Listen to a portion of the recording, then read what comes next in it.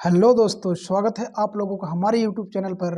जैसे कि आप लोग जानते हैं कि हम लोग आगामी यूपी पेट की जो परीक्षा होने वाली है उसके जीके जीएस और करंट अफेयर के क्वेश्चन को सॉल्व करा रहे हैं। तो चलिए, आज का आपका पहला क्वेश्चन, निम्नलिखित संदेश पूरा स्थलों में से कहाँ पर जल भंडार का साक्ष्य प्राप्त हुआ? तो कहाँ पर प्राप्त हुआ? लोथल। कहाँ पर? लोथल में। देखिए, संदेहपुर स्थल लोथल से जल भंडार का साक्ष्य प्राप्त हुआ। यह खंबात की खाड़ी में भोगवा नदी के तट पर स्थित था। लोथल की खोज S.R. राव ने की थी। तो आपका ऑप्शन बी बिल्कुल सही हो जाएगा। चलिए अगले क्वेश्चन को चलते हैं। आजाद हिंद फौज किसके नेतृत्व में लड़ी गई थी? तो आपको ये बताना है कि आजाद हिंद फौज किसके नेतृत्व में लड़ी गई थी। तो किसके नेतृत्व में ये हुआ था? ये हुआ था सुभाष चंद्र बोस। ऑप्शन डी आपका बिल्कुल सही हो जाएगा। चलिए अगले क्वेश्चन को चलते हैं। निम्नलिखित में से किस मुगल सम्राट द्वारा आगरा के किले का निर्माण किया गया था? तो उस मुगल सम्राट का क्या नाम है? अकबर। ऑप्शन बी आपके बिल्कुल सही हो जाएगा। अंग्रेजों के विरुद्ध खान अब्दुल गफ्फार खान द्वारा प्रारंभ किए गए आंदोलन का क्या नाम था? तो उस आंदोलन का नाम था लाल कुर्ती। क्या नाम था? लाल कुर्ती। शबने अवज्ञा आंदोलन के समय भारत के उत्तर पश्चिमी प्रांत में खान अब्दुल गफ्फार खान द्वारा लाल कुर्ती आंदोलन चलाया गया था। इस प्रकार से आपका ऑप्शन ए बिल्कुल सही हो जाएगा। दिल्ली सल्तनत के किस शासक ने तुर्कान ए चहलगामी दल का गठन किया था? तो उस सुल्तान का क्या नाम है? तो उस सुल्तान का नाम है इल्तुतमिश। ऑप्शन डी आपको बिल्कुल सही हो जाएगा। तुर्कान ए चहलगामी का गठन शमसुद्दीन इल्तुतमिश ने किया था। इसमें तुर्क अमीरों को शामिल किया गया था। इसी को चालीसा दल के नाम से भी संबोधित किया जाता था। कालांतर में गयासुद्दीन बलबन ने इसे समाप्त कर दिया। चलिए अगले क्वेश्चन पर चलते हैं हम लोग।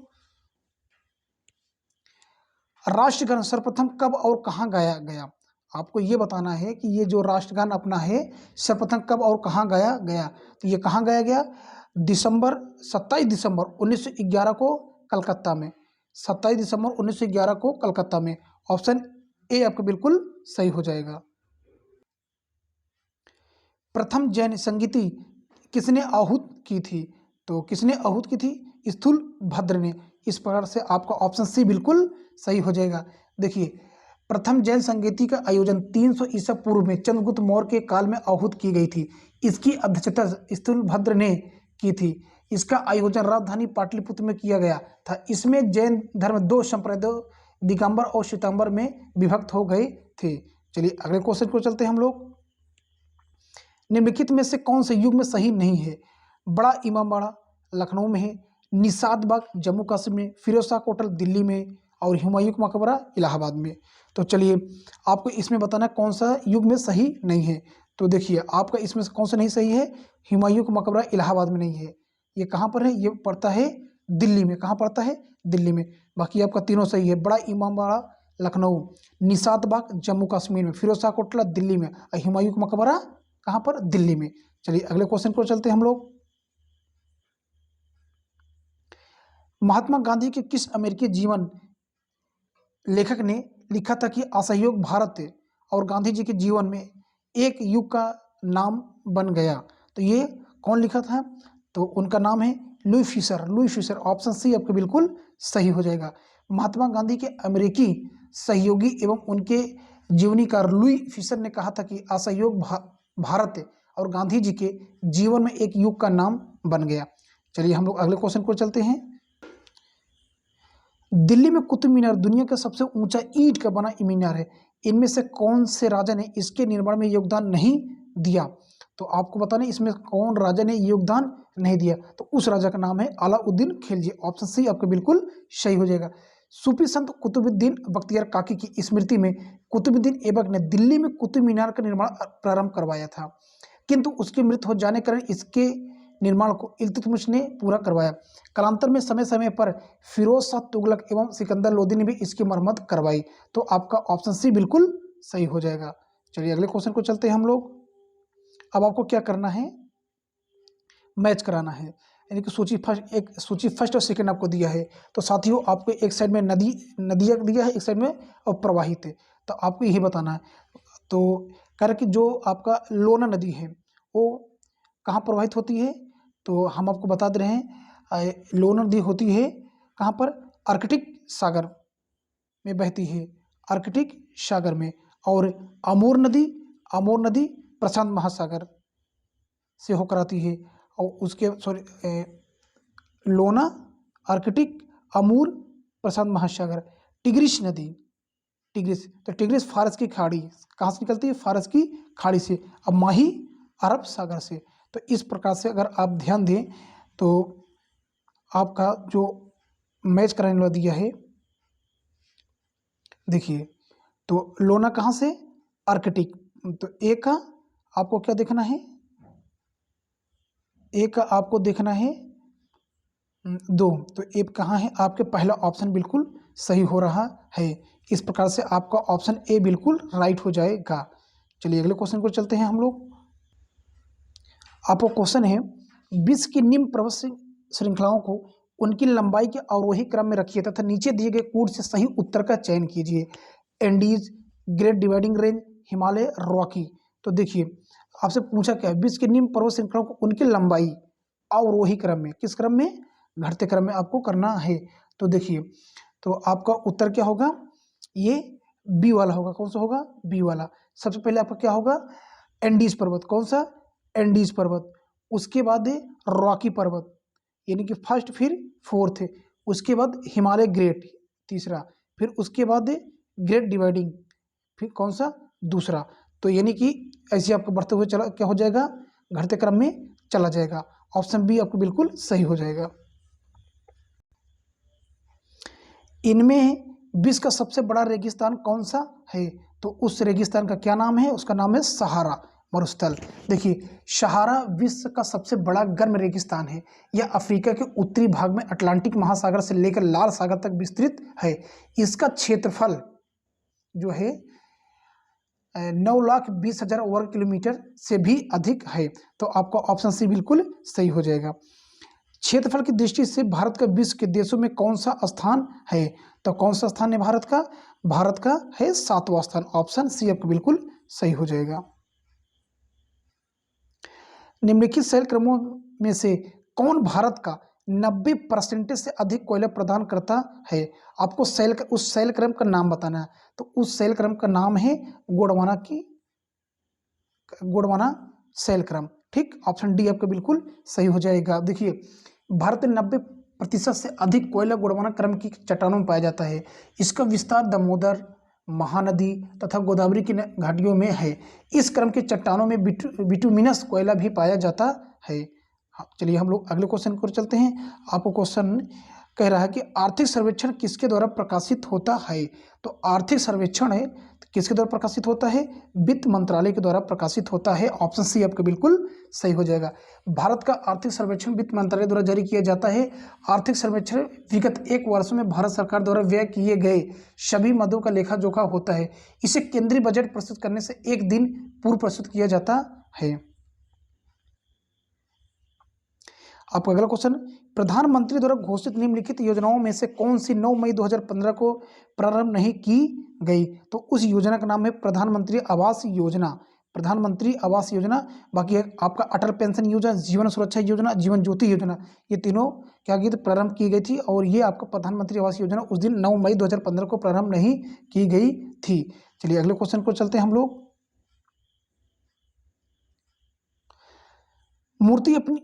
पूर्ति अपनी मांग का सृजन स्वयं करती है। पूर्ति अपनी मांग का सृजन स्वयं करती है, यह कथन किसका है।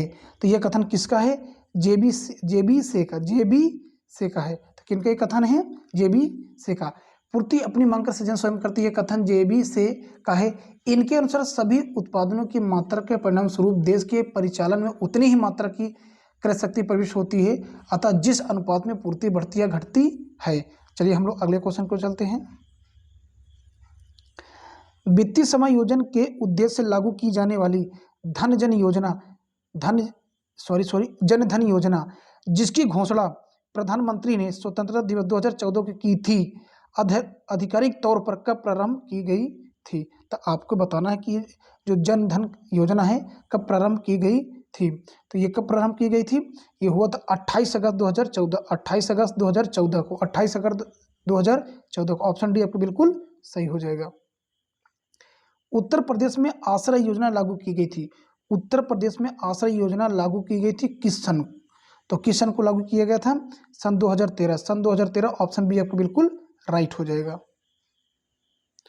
सूची एक्स को सूची वाई से सुमेलित कीजिए और सूचियों के नीचे दिए गए कोटों का प्रयोग करते हुए सही उत्तर दीजिए। आपको सही उत्तर को चयन करना है। हम आपको पूरा दिखा दे रहे हैं ताकि आपको पढ़ने में दिक्कत ना पड़े।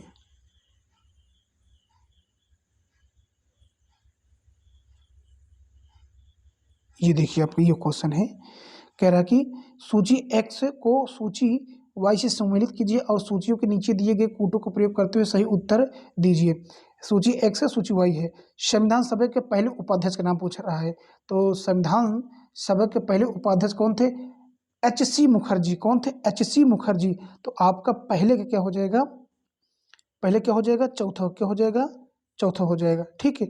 फिर कह रहा है कि प्रारूप समिति के मूलतः एकमात्र कांग्रेसी सदस्य कौन थे? तो कौन थे? के.एम. मुंशी। कौन? के.एम. मुंशी। तो बी का तीसरा। अब देखिए, राजस्थान की रियायतों का प्रतिनिधित्व करने वाले संविधान सभा के सदस्य कौन थे? तो कौन थे? बी.टी. कृष्णाचारी। बी.टी. कृष्णमाचारी। तो सी का फर्स्ट हो गया। बाकी आपका डी का क्या हो जाएगा? संघ संविधान समिति के सदस्य कौन थे? कौन थे? पंडित जवाहरलाल नेहरू। तो आप देख लीजिए कि ए का चौथा, अब बी का तीसरा। आइए हम लोग थोड़ा से मैच कराते हैं।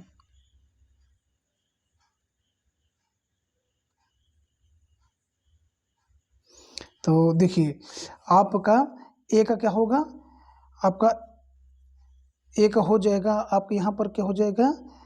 चौथा होना चाहिए था। तो आपका ऑप्शन बी बिल्कुल सही हो रहा है। बी बिल्कुल सही हो रहा है। ठीक, चलिए हम अगले क्वेश्चन पर चलते हैं।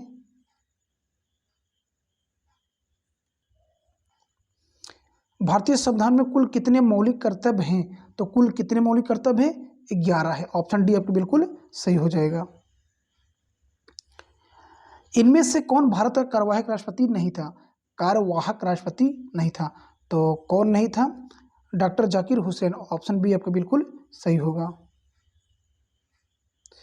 भारत सरकार का प्रथम विधि अधिकारी कौन होता है या कौन है? तो कौन होता है? अटॉर्नी जनरल ऑफ इंडिया, महान्यायवादी। ऑप्शन सी आपका बिल्कुल सही हो जाएगा। भारत में पंचायती राज स्थापित करने वाले प्रथम 2 राज्य कौन से थे? तो वो दोनों राज्य कौन से हैं?